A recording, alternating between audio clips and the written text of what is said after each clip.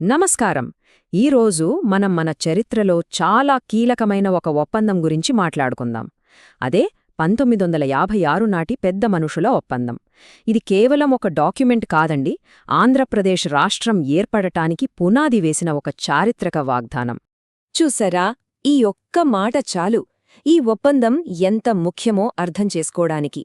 ఇదేదో రాసిపెట్టిన కాగితం కాదు, ఒక ప్రాంతం యొక్క భవిష్యత్తును, వాళ్ల ఆశలను, ఆకాంక్షలను నిర్దేశించిన ఒక హామీ. అవును, దీన్ని మనం కేవలం ఒక పత్రంలా చూడకూడదు. ఆనాటి పరిస్థితుల్లో, అంటే ఒక కీలకమైన సమయంలో చేసిన కొన్ని వాగ్దానాల సమాహారమిది.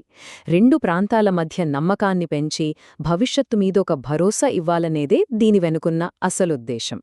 సింపుల్గా చెప్పాలంటే ఇది ఒక రకంగా పొలిటికల్ ప్రీనాప్ లాంటిదనమాట.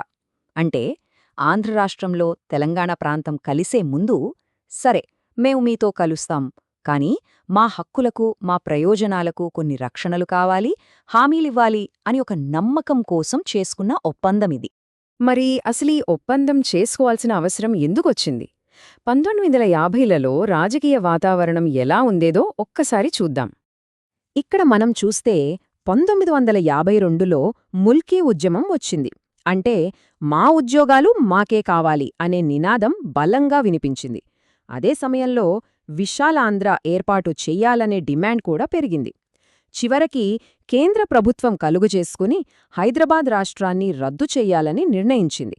దాంతో తప్పనిసరి పరిస్థితుల్లో రెండు ప్రాంతాల నాయకులు ఢిల్లీలో చర్చలకు కూర్చోవాల్సొచ్చింది. అంటే ఈ విలీనం జరగాలనే ఒత్తిడి కేవలం ఒక్కర్నుంచి రాలేదు. ఒకవైపు కేంద్ర ప్రభుత్వం హైదరాబాద్ రాష్ట్రాన్ని రద్దు చేయాలనుకుంది, మరోవైపు కాంగ్రెస్ హైకమాండ్ వాళ్ల నాయకుల మీద ప్రెషర్ పెట్టింది. ఇంకోవైపు కమ్యూనిస్ట్ పార్టీ కూడా విశాలాంధ్రలో ప్రజారాజ్యం అంటూ దీనికి మద్దతిచ్చింది. సో ఇన్ని రాజకీయ శక్తులు దీని వెనుక పనిచేశాయి. మరి ఈ ఒప్పందంపై సంతకాలు చేసిన కీలక వ్యక్తులు వీళ్లే. చూడండి, ఒకవైపు ఆంధ్ర రాష్ట్రం నుంచి ముఖ్యమంత్రి, మంత్రులు, మరోవైపు తెలంగాణ ప్రాంతం నుంచి ముఖ్యమంత్రి, మంత్రులు. వీళ్లంతా ఢిల్లీలోని హైదరాబాద్ హౌస్లో కూర్చొని ఈ చారిత్రక ఒప్పందానికి ఒక రూపమిచ్చారు. సరే, మరి ఆ ఒప్పందంలో అసలు ఏం రాశారు? తెలంగాణ ప్రాంతానికి ఏ హామీలిచ్చారు? ఆ ముఖ్యమైన నిబంధనలే ఈ ఒప్పందానికి ఆయువుపట్టు. వాటిని వివరంగా చూద్దాం. ఫస్ట్, డబ్బుల విషయం. ఆ రోజుల్లో తెలంగాణ మిగులు బడ్జెటున్న ప్రాంతం, ఆంధ్ర లోటు బడ్జెటున్న ప్రాంతం. అందుకే ఈ ఒప్పందంలో చాలా స్పష్టంగా చెప్పారు, తెలంగాణ డబ్బులు తెలంగాణకే ఖర్చు పెట్టాలి, ఆ మిగులు నిధులను వేరే వాటికి వాడకూడదు అని. ఇక రెండోది విద్య. ఆ రోజుల్లో రెండు ప్రాంతాల మధ్య ఎడ్యుకేషన్ గ్యాప్ చాలా ఉండేది. అందుకే తెలంగాణలో కొత్త విద్యాసంస్థలు కట్టాలి, ఇక్కడి కాలేజీల్లో సీట్లు ఇక్కడి పిల్లలకే ఇవ్వాలి అని గట్టిగా చెప్పారు. ఒకవేళ అలా కుదరకపోతే మొత్తం రాష్ట్రంలో 1/3 సీట్లు తెలంగాణ వాళ్లకి రిజర్వ్ చెయ్యాలి అని రాశారు. మూడోది చాలా ముఖ్యమైనది, ఉద్యోగాలు.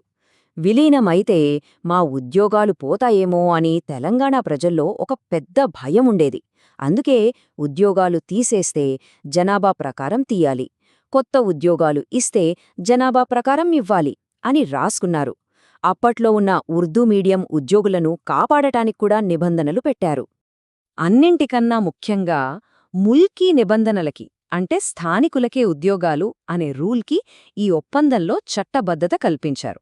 అసలు 1952 ఉద్యమం జరిగిందే దీనికోసం. ఇది తెలంగాణ ప్రజలకు ఇచ్చిన ఒక అతి పెద్ద హామీ. మరి స్థానికుడు అంటే ఎవరు? సింపుల్గా, తెలంగాణ ప్రాంతంలో ప్రభుత్వ ఉద్యోగం కావాలంటే కనీసం 12 సంవత్సరాలు ఇక్కడే నివసించి ఉండాలి. అప్పుడే వాళ్లను స్థానికులుగా గుర్తిస్తారు. ఇంతకీ ఈ హామీలన్నీ సరిగ్గా అమలవుతున్నాయో లేదో ఎవరు చూస్తారు? దానికోసమే ఒక ప్రత్యేకమైన సంస్థను ఏర్పాటు చేయాలనుకున్నారు. అదే తెలంగాణ ప్రాంతీయ మండలి. ఈ తెలంగాణ ప్రాంతీయ మండలి లేదా టీఆర్సీ ఈ ఒప్పందానికి ఆత్మలాంటిది. ఇది కేవలం సలహాలు ఇచ్చే కమిటీ కాదు, నిర్ణయాలు తీసుకునే అధికారాలున్న ఒక చట్టబద్ధమైన సంస్థగా ఉండాలని ప్రతిపాదించారు. ఇది పనిచేసే విధానం కూడా చాలా క్లియర్గా చెప్పారు. మండలి ఒక నిర్ణయం తీసుకుంటుంది, దాన్ని ప్రభుత్వానికి పంపుతుంది. ఒకవేళ ప్రభుత్వానికి మండలికి మధ్య తేడా వస్తే ఫైనల్ డెసిషన్ గవర్నర్ తీసుకుంటారు. ఆయనేది చెప్తే అదే ఫైనల్. అయితే ఇక్కడే అసలు ట్విస్ట్ ఉంది. చూడండి, ఒప్పందంలో ఒప్పుకున్నది మండలి, అంటే అధికారాలున్న చట్టబద్ధమైన సంస్థ. కాని ఆచరణలో ఏర్పాటు చేసింది కమిటీ. అంటే ఏంటి? కేవలం సలహాలిచ్చే సంస్థ. మండలి నిర్ణయాలకు ప్రభుత్వం కట్టుబడి ఉండాలి, కాని కమిటీ సిఫార్సులను పట్టించుకోవాల్సిన అవసరం లేదు. ఈ ఒక్క పదంతోనే మొత్తం కథ మారిపోయింది. మరి ఎన్ని హామీలిచ్చి ఇంత పెద్ద ఒప్పందం చేసుకున్న తర్వాత దీని వారసత్వమేంటి? రాబోయే సంవత్సరాలలో ఏం జరిగింది? ఆ తర్వాత కొన్ని దశాబ్దాల పాటు ఈ ఒప్పందమే ఒక బెంచ్ మార్క్గా మారిపోయింది. ఒప్పందం ప్రకారం ఇది జరగాలి, కాని జరగట్లేదు అనే అసంతృప్తే ప్రత్యేక రాష్ట్ర ఉద్యమాలకు ఊపిరిపోసింది. ప్రతిసారీ ఈ ఒప్పందాన్ని చూపించే పోరాటాలు జరిగాయి. ఎంత విచిత్రమో చూడండి. ఏ ఒప్పందమైతే తెలంగాణ ప్రాంతం అని అధికారికంగా గుర్తించిందో అదే రాష్ట్ర అసెంబ్లీలో తెలంగాణ అనే పదం వాడటమే నేరంగా పరిగణించబడిన రోజులున్నాయి. ఇది కాగితంపై ఉన్న వాగ్దానాలకు ఆచరణలో జరిగిన దానికి మధ్య ఉన్న అగాధాన్ని చూపిస్తుంది. ఒక్కసారి ఆలోచించండి. ఒక రాష్ట్రం ఏర్పడటానికే ఒక ఒప్పందం పునాది అయినప్పుడు ఆ పునాదికే ఇచ్చిన మాటలు తప్పుతే దాని పర్యవసానాలు ఎలా ఉంటాయి? ఈ ప్రశ్నతోనే మిమ్మల్ని వదిలేస్తున్నాను.